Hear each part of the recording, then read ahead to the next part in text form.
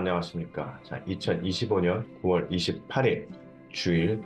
자, 오늘은 공간복음 시리즈 8번째 시간입니다. 지난주에 제가 공간복음 시리즈 7번째였는데 6번째라고 잘못 말했습니다. 네, 그 점 수정을 알려드리고요.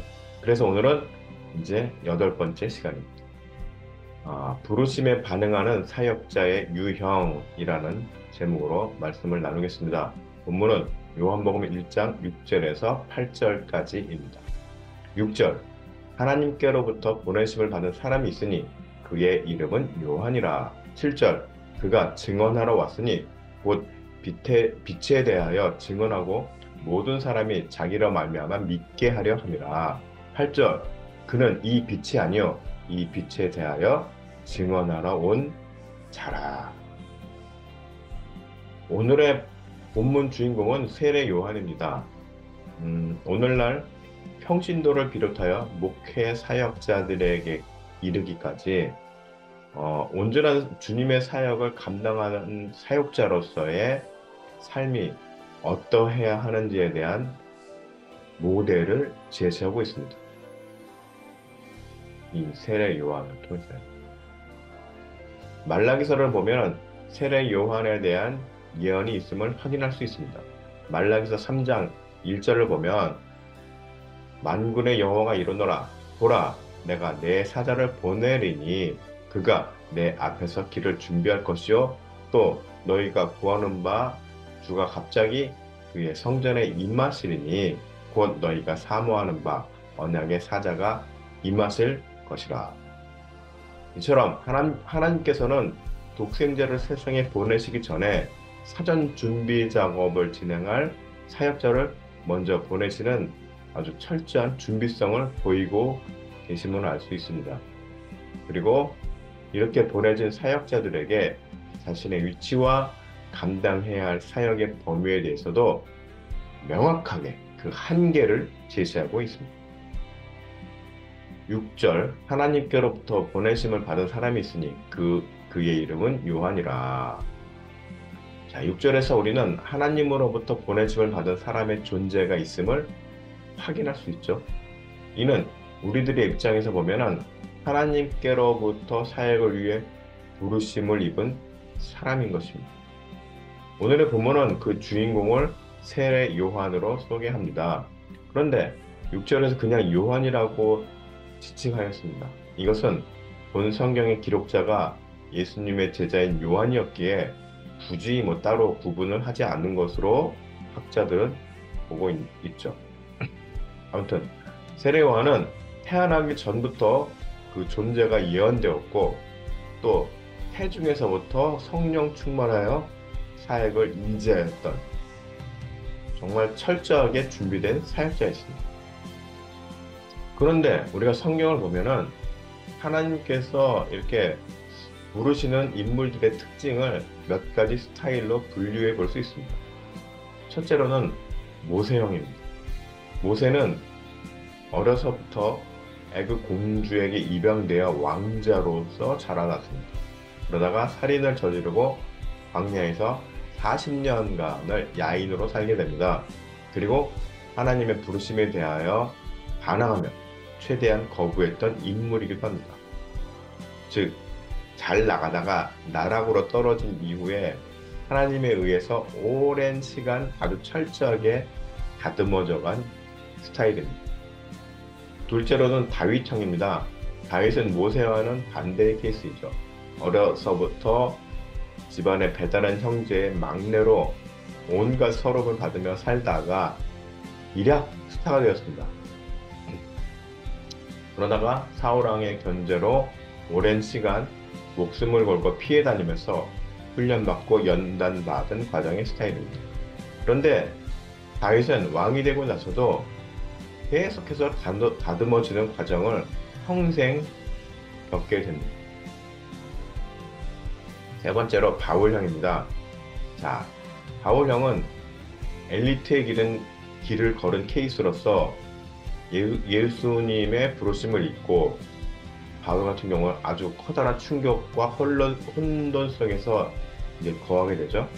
그러면서 자신의 생각과 도움을 추스리는 시간을 갖게 됩니다. 그 이후 우리는 보통 바울이 한순간에 변했다고 생각하기 쉬운데 사실 사울이라는 인물에서 바울로서 되기까지의 그 이후에도 그는 순교당하는 그 순간까지 믿음을 지키고자 또 노력하며 살았던 인물입니다. 계속해서 자신의 그 그리스도인으로서 그리스도의 사역자로서 사도로서의 정체성을 지키고자 노력했던 인물이었다는 거죠. 바울은 그래서 부르심을 받은 이후 정말로 스스로 노력했던 신앙의 어떤 정체성을 키우고 그것을 바탕으로 사명을 감당하고자 했던 그런 스타일이라고 할 수 있습니다. 자, 세 가지 이 유형이 모두 다 다르지만 한 가지 공통점이 있죠. 뭐죠? 이들 모두 다듬어지고 성장하는 과정이 있었다는 점입니다. 비록 그 과정에서의 스타일은 좀 달랐을지언정 다를 수밖에 없죠. 각자의 삶의 환경이 달랐으니까. 그렇지만 훈련과 연단의 과정은 평생 지속되었던 것이죠. 그리고 마지막 네 번째 아주 특별한 케이스로 오늘 본문의 세례 요한을 들 수 있습니다. 세례 요한은 탄생 전부터 지명을 받아 철저하게 준비되고 훈련된 사역자 스타일입니다. 이 세례 요한의 그 배경을 보면 주전 140년에서부터 주 70년까지 광야에서 고립된 집단 생활을 통해서 율법을 지킬 수 있다고 생각한 그런 단체가 있습니다. 율법 공동체인 SNF파가 있었는데 이 세례 요한이 이 SNF파에 들어가서 그 속에서 정진했던 그런 인물입니다. 그래서 이사야 선지자는 예언을 통해서 세례 요한을 광야에 외치는 소리라고 지칭하였음을 알 수 있습니다. 이사야서 40장 3절에 보면 외치는 자의 소리여 이르되 너희는 광야에서 여호와 길을 예비하라 사막에서 우리 하나님의 대로를 평탄하게 하라 라고 예언을 하였죠. 그런데 이를 누가복음과 요한복음에서 다시 한번 확인하고 있습니다.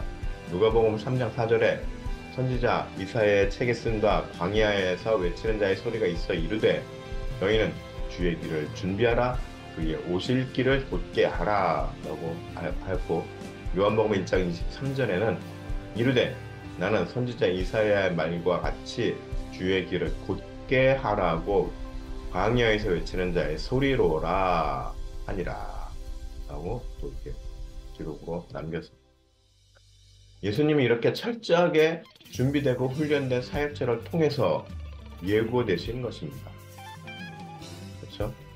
7절 그가 증언하러 왔으니 곧 빛에 대하여 증언하고 모든 사람이 자기로 말미암아 믿게 하려 함이라. 이렇게 세례 요한의 사명은 막중한 것이었습니다. 바로 인류를 위해 희생제물로 오시고 복음의 매뉴얼을 삶으로 완성하실 구원자를 선포하고 소개하며 직접 세례까지 행하는 임무를 부여받았기 때문입니다. 그리고 마지막 소임을 다한 이후 그는 헤롯 집안에 의해서 정말 허무할 만큼 어이없는 죽음을 당하게 됩니다. 철저하게 하나님의 사역의 도구로서 사역하다가 조용하게 사역의 무대에서 사라지게 된 것이죠. 그 이유는 뭘까요? 바로 예수님의 활동에 걸림돌이 되지 않도록 하는 것입니다. 자, 인간적으로 볼 때에는 너무한 것처럼 보이지만 그러나 이러한 모습이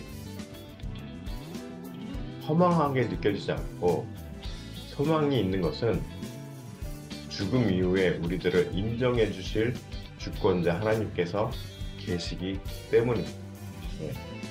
세례 요한이 그렇게 죽음으로 끝났다면 진짜 허망하겠죠. 그러나 그것이 아니다. 자, 8절 이는 이 빛이 아니요 이 빛에 대하여 증언하러 온 자라. 8절을 보면은 바로 사역자의 한계를 명확하게 두고 있음을 확인할 수 있습니다. 사역자는 주인공이 아니죠. 예. 주인공이 누구죠? 예수님이죠. 그 주인공인 예수님을 드러내는 사람이고 그분의 삶으로 완성하신 복음을 알리는 사람뿐입니다. 사역자는. 그렇죠? 그런데 요즘 교회들을 보면은 사역자 본인이 스스로 주인공이 되려고 하는 사람들이 많습니다. 이는 교만함뿐 아니라 복음마저도 가리우는 행위를 하는 것입니다. 교회 중에서도 특히 이단들 같은 경우는 대놓고 자기들이 주인공이라고 막 하죠. 예. 그리고 온갖 부대 사업을 통해서 물질을 축적하죠. 그런데 정통 교단에 있는 교회들에서도 이런 유사한 현상들이 일어나는 것입니다. 굉장히 위험하죠. 성도들에게는 보화를 천국에 쌓으라, 천국을 바라봐라. 이 세상에서는 그렇게 이야기하면서 자기들은 보장받을 거 다 받고 혜택 받을 거 다 받고 누릴 거 다 누리면서 대접받으면서 삽니다. 과연 사역자로서의 오늘 말씀에서 이야기하는 사역자로서의 삶인 것인가? 과연 주인공인 예수님을 드러내는 삶인 것인가? 라고 비춰봤을 때 좀 고개가 갸웃거리게 되죠. 이렇게 복음마저도 가리우는 행위를 하게 되는 것입니다. 사역자 본인이 주인공이다. 왜 그런가요? 왜 그럴까요? 예수님은 삶으로 복음을 완성하시고 성도들에게 그렇게 살도록 길을 열어주셨는데 사역자가 그 길을 막고서 자기가 주인공이 돼서 자기가 이정표가 돼가지고 주님의 길로 가야 될, 구원의 길로 가야 될, 복음의 길로 가야 될 사람들의 그 방향을 틀어버린 겁니다. 예. 소위 말하는 넓은 길로. 굉장히 위험한 거죠. 네. 전부 다 사망의 길로 가게 만드는 결과를 초래하기 때문인 것이죠. 자, 여러분들은 자신이 리더자의 위치에 있건 아니면 그저 한 사람의 일개 평신도이건 그래도 모두 주님의 복음을 받아들인 사역자들입니다. 한 사람 한 사람이 저를 포함해서. 그렇기 때문에 우리들은 스스로 주인공이 되려고 해서는 안 됩니다. 그러면 어떻게 해야 될까요? 그죠? 복음이 제시하는 길로 가려고 노력해야 합니다. 그리고 사람들에게도 그 복음의 길을 제시하는 것이죠. 여러분들이 그리스도인이 된 이후에 여러분들의 삶의 여정 속에서 제가 앞에서 언급한 4가지의 그런 사역자의 형태 중 하나 혹은 여러 가지 복합적인 스타일로서 주님의 양육과 다듬어짐의 과정이 지금 현재 자신에게 있는지 돌아보시기 바랍니다. 이러한 경험이 없다면 과연 나는 지금 그리스도인으로서 또 사역자로서 제대로 살고 있는지를 확인해야 하는 것입니다.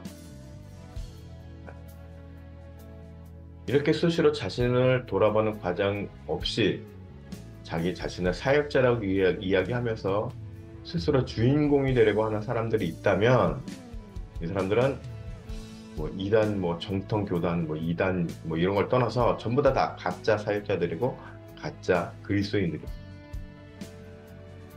예. 사단의 이 행위는 대놓고 이단을 통해서 드러나는 경우도 있지만 또 양의 탈을 쓴 이리로서 이렇게 잠입해서 교묘하게 기성 교단에서 활동을 할 수도 있는 것이죠. 지도자들을 미혹하고 성도들을 미혹해서. 그렇기 때문에 우리들은 정말로 내가 주님으로부터 온전한 다스림을 받고 지도를 받고 양육을 받고 다듬어짐을 받으면서 살아가고 있는지를 계속 확인해야 합니다. 말씀을 통해서 그리고 또 그 말씀을 비추는 나의 삶을 통해서 늘 돌아봐야 됩니다. 사실 이렇게 주님의 간섭을 받고 하나님의 통제를 받으면서 살아가는 이 여정이 쉽지 않습니다. 굉장히 어렵습니다. 심적으로도 힘들고 또 필요하면 경제적으로도 어려울 수도 있고 가정적으로도 어려울 수 있고 난관이 많습니다. 그래서 그게 때로는 상처가 될 수도 있습니다. 하지만 말씀을 붙잡고 실망하지 않고 끝까지 가야 하는 것입니다. 왜요? 주님께서 우리들에게 이러한 과정을 통해서 성장하도록 하시기 때문입니다. 자, 이제 여러분들은 어떤 모습으로 주님으로부터 만들어지고 있습니까? 언제나 스스로를 돌아보며 주님과 나만의 서사를 만들어가는 그런 과정들이 성도들이 되어야 합니다. 또 사역자들이 되어야 합니다. 여러분 모두 삶은 주님과의 서사를 만들어가는 하나님과의 서사를 만들어가는 그런 삶을 사시기를 축복합니다.